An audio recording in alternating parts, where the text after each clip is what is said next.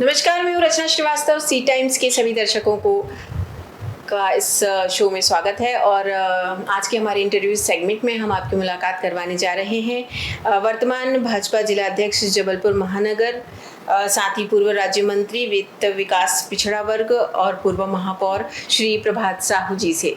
तो आइए मुलाकात का सिलसिला शुरू करते हैं। बहुत बहुत स्वागत है सर आपका हमारे स्टूडियो में। सर, मेरा पहला सवाल आपसे ये है कि आपके राजनीतिक जीवन की शुरुआत कब, कैसे और कहाँ हुई?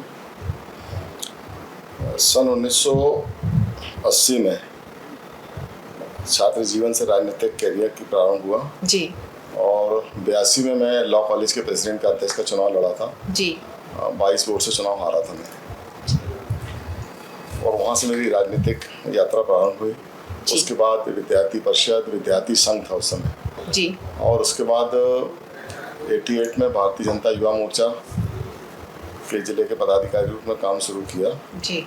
और 1990-91 में भारतीय जनता युवा मोर्चा जबलपुर महानगर का अध्यक्ष बना और अध्यक्ष बनने के बाद 93 में मैं भारतीय जनता पार्टी का प्रदेश का मंत्री भी बना जी। संगठन का एक बड़ी जिम्मेदारी मुझे मिली प्रदेश की। उसके बाद ठीक 6 महीने बाद जब जिले के चुनाव हुए तो मुझे भारतीय जनता पार्टी ने जिले के महामंत्री के रूप में, फिर मैं युवा मोर्चा से निकलकर भाजपा की मुख्य धारा में जुड़ा और उस समय एक महामंत्री हुआ करता था पूरे महानगर में। मैं उस समय महानगर के अध्यक्ष के रूप में चुना गया और तब से जो मेरी यात्रा प्रारंभ हुई। उसके बाद माननीय जब मोघे जी, विक्रम वर्मा जी प्रदेश अध्यक्ष थे तो उन्होंने पिछड़ा वर्ग का मुझे प्रदेश का उपाध्यक्ष बनाया। फिर माननीय शिवराज जी जब प्रदेश के अध्यक्ष भारतीय जनता पार्टी के थे तो उन्होंने पिछड़ा वर्ग का अध्यक्ष मुझे बनाया। ये लगातार लंबा सिलसिला संगठन के अंदर चला। 2003 में मैंने विधानसभा की टिकट मारी, किन्हीं कारणों से टिकट मुझे नहीं मिली जी। माननीय मुख्यमंत्री जी जब शिवराज सिंह जी चौहान बने तो उन्होंने मुझे पिछड़ा वर्ग अल्पसंख्यक वित्त विकास निगम का चेयरमैन बनाया और कैबिनेट मंत्री का दर्जा दिया। और जब मैंने निगम संभाला तो उसके बाद उस निगम में वहाँ कोई काम तो था नहीं, तो मैंने माननीय मुख्यमंत्री जी बोला कि ये इतना बड़ा निगम है, इतना बड़ा अमला है और क्यों ना हम पिछड़े वर्ग के हित के लिए कोई बड़ी योजना चालू की है।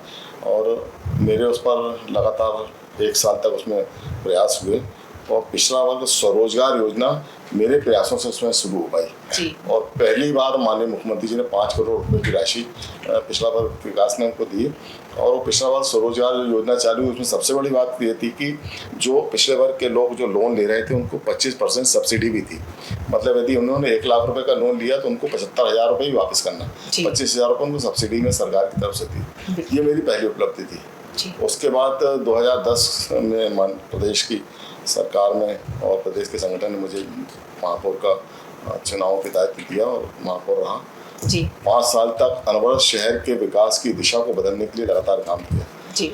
और मैं बहुत सारे काम ऐसे गिना सकता हूँ जो मुझे कार्यकाल में भूतो न भविष्यतो जी। लेकिन उसमें से सबसे छोटा लेकिन सबसे महत्वपूर्ण काम था कि जब हमने पीएनटी की दीवार तोड़ी जी। आपको यदि याद होगा, स्नेहनगर जाने के लिए कुल 12 या 14 फुट की सड़क हुआ करती थी और दोनों तरफ जाम लगते थे जी। और उस पर लगातार आंदोलन भी हुए। केंद्रीय मंत्री जयश्री बनर्जी केंद्रीय मंत्री जी को भी लेके आए। हमने अपने कमिश्नर से बैठकर बातचीत की कि ये एक बड़ा मसला है जिसमें लगभग 20-22 कॉलोनी के लोग रोज प्रभावित होते हैं। हाईकोर्ट में हमने एक पिटीशन फाइल की जिसमें 6 महीने का हमने पूरा उनको वीडियोग्राफ्स और फोटोग्राफ दिखाए किस तरह से लोग परेशान होते हैं। माननीय न्यायालय ने मुझे तत्काल निर्देश जारी किया कि आप इनका जो भी मुआवजा है, जितनी ज़मीन आप अधिग्रहित करना चाहते हैं उसका मुआवजा देकर उनकी बाउंड्री वॉल पीछे करके उनकी बाउंड्री वॉल बना कर दें। शाम को 3 बजे वो मुझे आदेश प्राप्त हुआ। मैंने 5 बजे वहाँ पर पीएनटी के ऑफिस में भेजा। उन्होंने लेने से इनकार किया। मुझे पता था कि वो नहीं लेंगे। मैंने बाकायदा उसका चश्मा किया, उसको फोटोग्राफ वीडियोग्राफ सब कराए और सुबह 10 बजे, चूँकि माननीय न्यायालय का आदेश था, मैंने सुबह रात भर पूरी तरह हमारे कमिश्नर, हमारे सारे लोग, लगभग 300 लोग, हम लोग 12 बजे से रात को लेकर 3 बजे रात तक जाकर हमने इसका पूरा मुआयना किया कि कितने देर में हम दीवार तोड़ पाएंगे। हमने सुबह 7 बजे उस ऑपरेशन को प्रारंभ किया और 9:30 बजे हमने पूरी दीवार तोड़कर उसका मलबा हटा के अलग कर दिया, अधिग्रहण कर लिया। मुझे लगता है कि वो मेरे कार्यकाल की एक बड़ी उपलब्धि थी। और जब वो दीवार टूटी तो लोगों ने दूसरे दिन जो मीडिया में छपा कि चीन की दीवार टूटी और उसके बाद वहाँ के जब स्थानीय बच्चों ने, बेटियों ने और महिलाओं ने जो एक आनंद की अनुभूति उनको होती थी, उन्होंने जिस तरह से मुझे आत्मिक स्वागत किया, मैं उसको उस पल को कभी नहीं भूल पाता। दूसरा मुझे लगता है कि नर्मदा जी की बात सब करते हैं पर नर्मदा जी में मिलने वाले नाले को सबसे पहले फिल्टर प्लांट 35 लाख की लागत से मैंने बनाया और हम सब ने मां नर्मदा के आशीर्वाद से वहाँ काम शुरू किया। घाटों का सौंदर्यीकरण किया। आज जो देख रहे होंगे आपकी नर्मदा जी पे जो महाआरती होती है उमा घाट पर, उसको धौलपुरी पत्थरों से हमने लगभग उस समय 3 करोड़ की लागत से उस काम को शुरू किया। उसके बाद उमा घाट के बाजू में सिद्ध घाट था, उसको लिया काम, बाजू में नाग मंदिर के पीछे उस घाट को लिया और लगभग 4.5 या 5 करोड़ की लागत से उमा घाट को, सिद्ध घाट और नाग मंदिर का सौंदर्यीकरण किया। और आज आप देखते हो कि उमा घाट जब लोग जाते हैं तो आनंद की अनुभूति होती है। उसी तर्ज में मैंने तिलवारा में तो बहुत बुरी स्थिति थी, लेकिन नर्मदा जी चाहती थी कि शायद वही किसी भक्त के माध्यम से कुछ काम करना चाहते, तो तिलवारा घाट में भी सौंदर्यीकरण हुआ। दूसरा जो मुझे हमेशा बहुत खुशी होती है कि जबलपुर में पानी की बहुत तकलीफ होती थी। हमने इसका पूरे शहर का सर्वे कराया कि जहाँ जहाँ मैं आपको बताना चाहता हूँ कि जब मैं पहली बार चुनाव जीतने के बाद मदर टेरेसा नगर गया तो उस समय हालत ये थी कि मदर टेरेसा नगर में 600-700 फुट बोरिंग करने के बाद भी पानी नहीं आता था। तो उनकी जो लाइनें बनी हुई थी जो कॉलोनी की थी, तो बाकायदा वहाँ पर सुबह 8 बजे टैंकर, 9 बजे, 10 बजे हर लाइन पर टैंकर जाता था। टैंकर से जो पानी मिलता था उससे वो पानी पीते थे और नहाते भी थे। मैं उस दिन को वचन देकर आया कि 1 साल के अंदर मैं नर्मदा जल आपके यहाँ पहुँचाऊँगा। और हमने रामेश्वरम की और मनमोहन नगर की टंकी हमने निर्माण किया। उस मनमोहन नगर की टंकी से फिर 3.5 करोड़ रुपए खर्च करके मदर टेरेसा नगर वो पाइपलाइन डाली और वहाँ पर एक ओवरहेड टैंक बनाया। आज वहाँ के लोगों को नर्मदा मिलता है। मेरे कार्यकाल में सबसे बड़ी उपलब्धि हुई कि 2040 की जनसंख्या को ध्यान में रखकर जबलपुर शहर की जनता को पानी मिले। 170 करोड़ की लागत से कभी आपको जाने का सौभाग्य मिले तो तिलवारा का जो हाईवे है उसके आप देखेंगे लेफ्ट साइड में रामनगरा का ट्रीटमेंट प्लांट बना है, वो लगभग 170 करोड़ की लागत से बना है। उसमें 32 ओवरहेड टैंक बने हैं जो विभिन्न ऐसी जगह पर जहाँ पर सबसे ज़्यादा पानी की दिक्कत थी पूरे शहर का हमने सर्वे कराया और उसके कारण से आज जबलपुर शहर की जनता को लगातार नर्मदा जल मिलता है। बिल्कुल। जैसा कि हम सभी जानते हैं कि आपको संगठन और पार्टी में काम करने का खासा अनुभव है, तो आपके नेतृत्व में जबलपुर में आने वाले विधानसभा चुनाव को लेकर क्या तैयारियां? देखिए, हमारा संगठन का बड़ा नीचे तक का नेटवर्क बना हुआ। हमारे प्रदेश की इकाई बनी है, हमारे जिले का संगठन है, फिर जिले से संगठन से उतरते हैं तो हमारे मंडलों की इकाइयाँ हैं। 5 वार्ड 6 वार्ड मिलाकर हमारे एक मंडल का गठन संरचना होती है। मंडलों पे हमने बूथों तक का संरचना की है और बूथ में भी अब हम नीचे उतरकर जो हमारे पेज प्रभारी होते हैं, अगर आपको ध्यान होगा कि जो मतदाता सूची हमारी बनती है उसमें जो पेज रहते हैं उन पेजों के भी हमने एक व्यक्ति को प्रभारी बनाया।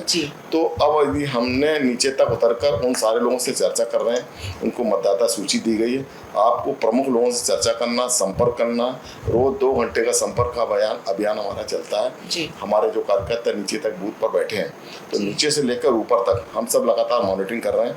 अभी आपको बताना चाहता हूँ कि माननीय नरेंद्र मोदी जी के 29 मई को 9 वर्ष पूर्ण हुए, तो 29 मई से लेकर 30 जून तक हमारा एक बृहद महा अभियान चल रहा है, जिसमें हम व्यापारी सम्मेलन भी कर रहे हैं, हम प्रबुद्ध जन सम्मेलन भी कर रहे हैं, फिर हमारे जितने मोर्चे प्रकोष्ठ हैं उनके सम्मेलन कर रहे हैं। एक प्रकार से हमारी एक्सरसाइज चालू हो गई चुनाव की। अब हम चुनाव के मैदान में आ गए। तो जितने हमारे मोर्चे हैं, जैसे हमारे 7 मोर्चे हैं, महिला मोर्चा, युवा मोर्चा, पिछड़ा वर्ग, अनुसूचित जाति, अनुसूचित जनजाति, अल्पसंख्यक मोर्चा, ये हमारे 7 मोर्चे हैं। इसके अलावा हमारे पास 22 अनुसांगिक संगठन है। उन सारे प्रकोष्ठों को भी हमने नीचे तक उतारने की कोशिश की है और इन सभी हमारे मोर्चों के मंडलों के अभी हमारे सम्मेलन 15, 16, 17, 18 ये लगातार हमारे कार्यक्रम चलेंगे। तो मोर्चों को भी ये दायित्व दिया जा रहा है कि आप अनुसूचित जाति में सबसे ज़्यादा काम किया। महिला मोर्चों को हमने जवाबदारी दी है कि अभी आपने देखा होगा 10 जून को माननीय मुख्यमंत्री जी ने एक बहुत ही बड़ी महत्वपूर्ण योजना, बोलने को बहुत आसान लगता है कि घोषणाएं कुछ भी हो सकती हैं। जब माननीय मुख्यमंत्री जी ने लाडली बहना को 1000 रुपये देने की घोषणा की थी तो कांग्रेस के लोगों ने बोला था, या बहुत सारे लोगों ने, ऐसे लोगों ने बोला था कि ये सिर्फ हवाई कल्पना है। लेकिन जब हम लोग लगातार मुख्यमंत्री जी संपर्क में थे तो उन्होंने हम लोग को डेट दी थी कि 10 जून में पहला जो किस्त जाएगी वो महिलाओं के खाते में जाएगी। और हम इस बात के लिए बड़े सौभाग्यशाली हैं कि जबलपुर को माननीय मुख्यमंत्री जी ने चुना और हम उस दिन के इतिहास के साक्षी भी रहे जब 10 जून को गैरिसन ग्राउंड में माननीय मुख्यमंत्री जी ने एक क्लिक किया और हमारे लाखों बहन जबलपुर में 2,25,000 लाडली बहनें हैं, उनके खातों में पैसा आया। जब मैं मंच से नीचे उतरा तो वहीं पर बहुत सारी महिलाओं ने मुझे बताया कि भाई साहब मेरे खाते में 1,000 रुपये आया। तो मैंने पूछा आप बताओ बहन कैसा लग रहा है? तो उन्होंने बोला कि भाई साहब आज मुझे आत्मसम्मान स्वाभिमान की एक अंदर से अलग लग रही है। मेरे पास हर महीने 1,000 रुपये आएगा तो मैं अपने बच्चों के लिए, अपने लिए कुछ ना कुछ अपने परिवार के लिए अच्छा कर पाऊंगी। और उससे बड़ी बात जो उस दिन माननीय मुख्यमंत्री जी ने बोला कि ये यात्रा यहाँ नहीं रुकेगी, 1,000 के बाद हम इसको 1,500 करेंगे, 2,000 करेंगे, 2,500 करेंगे, 3,000 करेंगे, 3,000 तक ले जाएंगे। अब आप जरा कल्पना करिए कि मैं कई बार अपने बच्चों से बोलता हूँ कि हम 4,000, 5,000, 10,000 रुपये होटल में जाकर खर्चा कर देते हैं। कभी उन परिवारों में जाकर देखो कि जिन परिवारों में 1,000, 2,000 रुपये जब आता है ना, तो कितने खुशी से फूले नहीं समाते। उनको लगता है कि हम इसको कैसे अपने बच्चों के बीच में शेयर करके अपने परिवार को खुशी दे सकते हैं। तो मुझे लगता है निश्चित रूप से माननीय मुख्यमंत्री ने, चाहे वो लाडली बहन योजना हो, मुख्यमंत्री कन्यादान योजना हो, बेटी बचाओ बेटी पढ़ाओ योजना हो, पिछले बार जो हमारे मेडिकल के स्टूडेंट्स थे उनकी जो स्कॉलरशिप थी कांग्रेस के शासन में बंद हो गई थी, उन्होंने स्कॉलरशिप देना बंद कर दी थी। लेकिन जैसे ही माननीय मुख्यमंत्री जी हमारे शिवराज जी की सरकार आई, तत्काल हमने वो स्कॉलरशिप चालू की। तो बेटों के लिए मैं एक और बात आपको बहुत महत्वपूर्ण बताना चाहता हूँ, शायद बहुत लोगों को नहीं मालूम होगा कि माननीय मुख्यमंत्री जी हर वर्ष 8 बेटियों को 8 बेटों को विदेशों की पढ़ाई के लिए जो खर्चा, मैंने खुद जबलपुर के और एक इंदौर के बच्चे को जो मुझे संपर्क में आया, उनका हर वर्ष का पैकेज था 16 लाख रुपए जी। तो 2 साल का उनका पैकेज था, 32 लाख रुपए सरकार ने दिया। अब आप सोचिए जो उनके पेरेंट्स तो 3 लाख रुपए वेयर नहीं कर सकते थे, 32 लाख रुपए उनके परिवार दिया। जो उसमें से एक बच्चा यूएस में जॉब कर रहा है जिसका करीब 80 लाख का पैकेज है, और दूसरा बच्चा कनाडा में है जी। तो 8 बच्चे, 8 बेटी, 8 बेटों को हर वर्ष माननीय मुख्यमंत्री जी उच्च शिक्षा के लिए विदेश भेजते हैं। उसका पूरा खर्चा प्रदेश की सरकार वहन करती है। बिल्कुल। मेरा अगला सवाल आपसे ये है कि वर्तमान महापौर की कार्यप्रणाली से आप कितने संतुष्ट हैं और क्या अपेक्षा रखते हैं जब आपके महापौर थे और अब में क्या फर्क है? महापौर जी देखने में बहुत अच्छे हैं, बातें बहुत अच्छी करते हैं, बिल्कुल, और मुस्कुरा के सबको टाल देते हैं। अच्छा, देखिए अच्छा होना देखिए, व्यक्ति जब सुबह उठता है जी और रात को सोने जाता है तो उसको ना मंत्री से काम पड़ता है, ना उसको विधायक से काम पड़ता है, ना उसको सांसद से काम पड़ता है। उसको सीधी यदि उसके नल में पानी नहीं आया तो उसको नगर निगम याद आता है, घर में कचरा नहीं है तो नगर निगम याद, सफाई नहीं हुई तो नगर निगम, मतलब सुबह से लेकर शाम तक उसको नगर निगम याद आता है। अब इन परिस्थितियों में भी हमारे महापौर जी सिर्फ अच्छी बातें कर, उन्होंने कहा था कि हम नर्मदा जी में मिलने वाले गंदे नालों को सबसे पहला मेरी फाइल जो होगी जी। देखिए मैं ऐसा मानता हूँ कि माँ नर्मदा हमारी आस्था है, यदि हमने बोला तो फिर हमको उस काम को करना चाहिए। हम अपनी आस्था से यदि टिक गए, और दूसरी बात यदि मेयर ने सख्ती से कोई निर्णय नहीं किया, आज जबलपुर फिर अतिक्रमण की चपेट में है, कोई बड़े प्रोजेक्ट सामने नहीं आ रहे हैं। अभी जो उन्होंने प्रोजेक्ट लिया है कि गोल्डन क्लस्टर बना रहे हैं, वो हमारे जो बस स्टैंड जो मैंने अपने कार्यकाल में खाली कराया था और उसके पीछे हमारा जो वर्कशॉप है नगर निगम का, मुझे अच्छे से याद है कि जब मैंने अपने कार्यकाल में इस प्रस्ताव को भेजा था तब यही हमारे महापौर जी ने और तमाम कांग्रेस के लोगों ने कहा था कि हमारा बिल्डर से टाई अप हो गया। माननीय प्रभात साहू जी ने एक बड़ी रकम बिल्डर से ले ली है और उसके कारण से 7 दिन तक आंदोलन चला, जबलपुर बंद का आह्वान हुआ, माननीय मुख्यमंत्री जी को शिकायत गई। तो मैंने कहा भाई साहब ये तो आप तक इसकी क्या निगरानी होना, आप तक जब ये प्रस्ताव जाएगा, अभी तो इसकी सिर्फ हमने इनिशियल स्टेज में काम कर रहे हैं अभी तो, लेकिन वो राजनीतिक दबाव के चलते मुझे वो निर्णय वापस लेना पड़ा। लेकिन आज मैं आपके माध्यम से महापौर जी पूछना चाहता हूँ, यदि मैं उस समय गलत था तो आज अब यदि वही काम कर रहे हैं तो वो काम सही कैसे होगा? जी बिल्कुल। तो कहीं ना कहीं आपका या तो बिल्डरों से समझौता हो गया, फिर जो आरोप आपने उससे वो मुझ पर लगाए थे। तो आज मुझे बड़ा स्पष्ट आरोप है कि यदि इस तरह का कोई प्रयोजन आप लाए हो, तो यदि आपने उस समय मुझे रोका था तो आज फिर उसका हमको कैसे सही जायज ठहरा रहे। दूसरी बात है कि शहर में कहीं काम नहीं दिख रहा। देखिए बातें बहुत अच्छी कर रहे हैं, कह रहे हैं भारत माता का मंदिर बनाएंगे, कल टॉक शो में भी उन्होंने बहुत कोई बातें बोली, हम ये करेंगे। शहर में दिखे तो मेयर दिखे तो लगे तो हमको सफाई व्यवस्था चरपराई हुई, अतिक्रमण। अब व्यापारियों को आप देखिए, व्यापारियों को साथ में लेकर घूमकर फोटो खिंचा लो, इससे काम नहीं बनने वाला। हर बार बारिश के पहले जबलपुर के जितने बड़े नाले नालियाँ होते थे मार्च अप्रैल मई में साफ हो जाते थे। आज टिल जिस तक अभी आपसे मैं 14 जून को बात कर रहा हूँ, आज की डेट तक नालों की, बड़े नालों की सफाई नहीं हुई। अब जब नालों की सफाई नहीं होगी तो जब पानी गिरेगा तो निश्चित रूप से जल प्लावन की स्थिति बनेगी और उसके लिए पूरी तरह से महापौर जवाबदार है।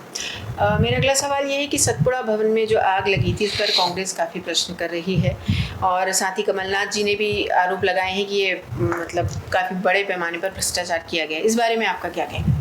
देखिए, ये तो जांच का विषय है जी। अब आरोप लगाना कांग्रेस को, तो चूंकि चुनाव में जाना है तो वो आरोप लगा सकते हैं, अलग बात है, लेकिन मुझे लगता है ये बहुत गंभीर विषय है और उसकी जांच होगी तो जांच में जो विषय सामने आएंगे, जो दोषी होंगे उनको बख्शा नहीं जाएगा।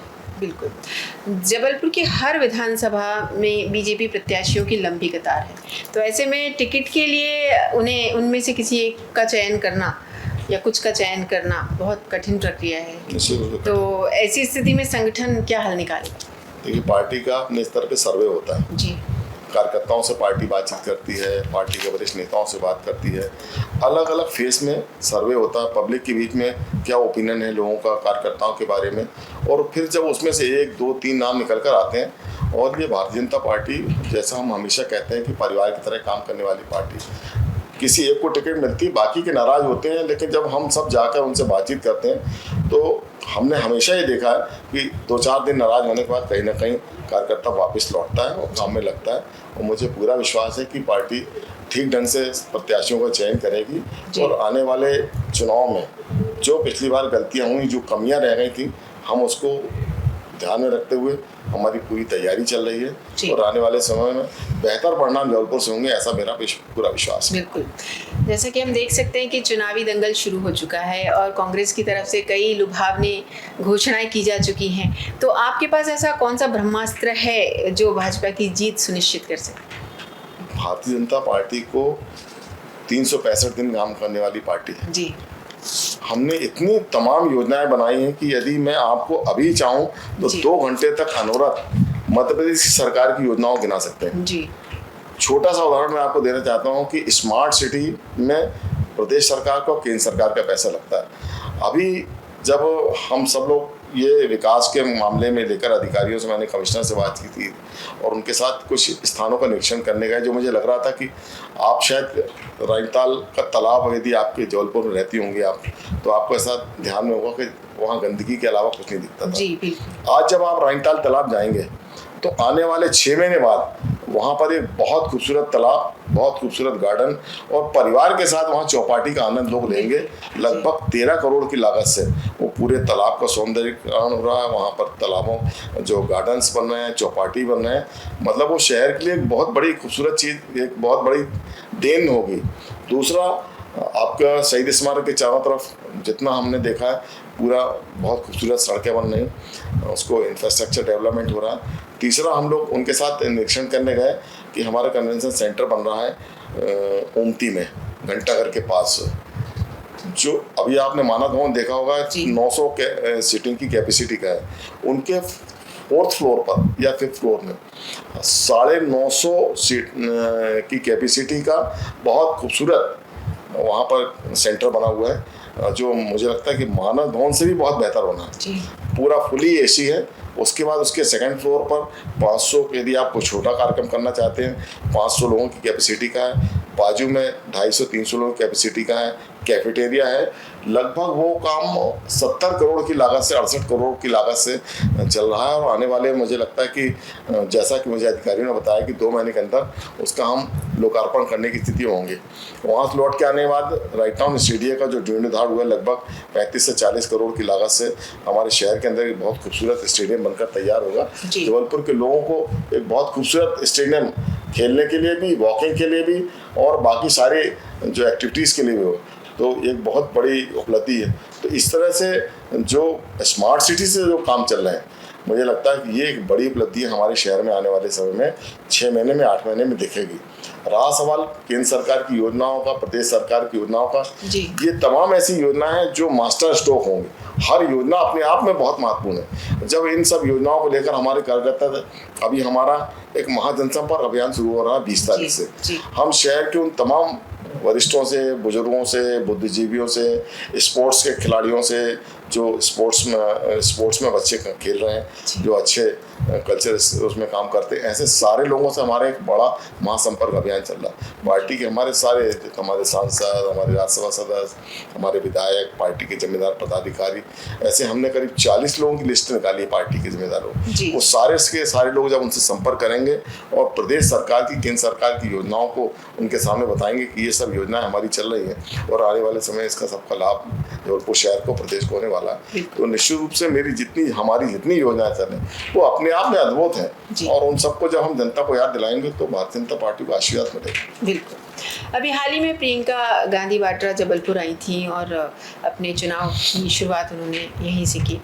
तो प्रियंका जी के इस दौरे को लेकर आपकी क्या विशेष टिप्पणी? उनकी नेता है, हर पार्टी हम अपने नेता को बुलाते हैं, उन्होंने अपने नेता को बुलाया, लेकिन इतनी बड़ी नेता को बुलाया, स्थान का चयन बहुत छोटा सा किया जी। शहीद स्मारक बहुत छोटा स्थान है जहाँ पर आप 10, 12, 15 हज़ार के ऊपर की संख्या का कोई कार्यक्रम नहीं कर सकते। या तो उनको ये अनुमान हो गया होगा कि इतनी बड़ी नेता के आने के बाद भी संख्या नहीं जुटेगी, तो इसलिए उन्होंने छोटे स्थान को, क्योंकि छोटे स्थान पे 10,000 आदमी की गैदरिंग, 50,000 की गैदरिंग दिखती है, 25,000 की गैदरिंग दिखती है जी। पर उनका अपना पार्टी का तय है, पार्टी उनका अपने संगठन का निर्णय है। और मुझे ऐसा लगता नहीं कि उनके आने के बाद जबलपुर शहर में कोई बहुत बड़ा परिवर्तन दिखने वाले नहीं थे जी। मेरा अगला और आखिरी सवाल आपसे ये है कि आप भाजपा अध्यक्ष के रूप में पार्टी को किस स्तर पर लेके जाना चाहते हैं? पार्टी को आप किस स्तर तक लेके जाना चाहते हैं? देखिए, मैं क्या, कोई भी अगर अध्यक्ष होगा तो ये तो चाहेगा कि उसके नेतृत्व में आने वाले विधानसभा चुनाव में हम चारों विधानसभा जीतें और उसके लिए मैं लगातार लगभग 4 घंटे अपने नगर का जो हमारा बीजेपी का कार्यालय है, मैं कार्यकर्ताओं से साथ लगातार संवाद में रहता हूँ। सुबह 11 बजे 12 बजे मैं घर से निकलता हूँ, रात को 11-12 बजे तक लगातार जनसंपर्क कार्यक्रम बैठ के बातचीत कर रहा हूँ लोगों से, हर विधानसभा में जा रहा हूँ और हमारे सारे कार्यकर्ताओं को, हम पदाधिकारियों को कोई ना कोई जिम्मेदारी देके, जो हमारे बहुत सारे ऐसे जिम्मेदार लोग थे जो घर बैठ गए थे, किन्हीं कारणों से नाराज होकर थे, मैं व्यक्तिगत रूप से उनके घर गया, उनसे आग्रह किया कि आप सबकी आवश्यकता है। अभी परसों माननीय मुख्यमंत्री जी के पास जब मैं अपने 3 कार्यकर्ताओं को लेकर गया, शशिकांत शुक्ला जी एक हमारे बहुत अच्छे और बहुत पुराने कार्यकर्ता, बहुत अच्छे ओरिएटर भी, तो वक्ता भी बहुत अच्छे हैं जी। कोविड के समय कुछ ऐसा परिस्थितियां बनी कि वो कोमा में चले गए, 84 दिन तक वो व्यक्ति वेंटिलेटर पर रहा जी। जब माननीय मुख्यमंत्री जी को पता लगा तो उन्होंने उसको बंसल हॉस्पिटल में शिफ्ट कराया, बंसल में पूरा इलाज उनकी तरफ से हुआ। उसके बाद जब उनको लगा कि नहीं, इनको बॉम्बे शिफ्ट कराना चाहिए, तो माननीय मुख्यमंत्री जी उनको बॉम्बे शिफ्ट कराया और ये अपने आप में मिराकल है कि 84 दिन वेंटिलेटर में रहने के बाद वो आज हमारे शशिकांत भाई स्वस्थ हैं। जब मैंने मुख्यमंत्री से मिलाया तो मुख्यमंत्री जी ने गले लगाया और उनको आशीर्वाद दिया कि नहीं, तुम बहुत बढ़िया व्यक्ति हो, अभी कुछ दिन और आराम कर लो, लेकिन भारतीय जनता पार्टी के लिए काम करो। लंबे समय आपने आराम कर लिया। फिर मैंने अपने एक और कार्यकर्ता सर्वेश मिश्रा को मिलाया, मैंने कहा 2 बार ये पार्षद रहे, घर बैठे नाराज।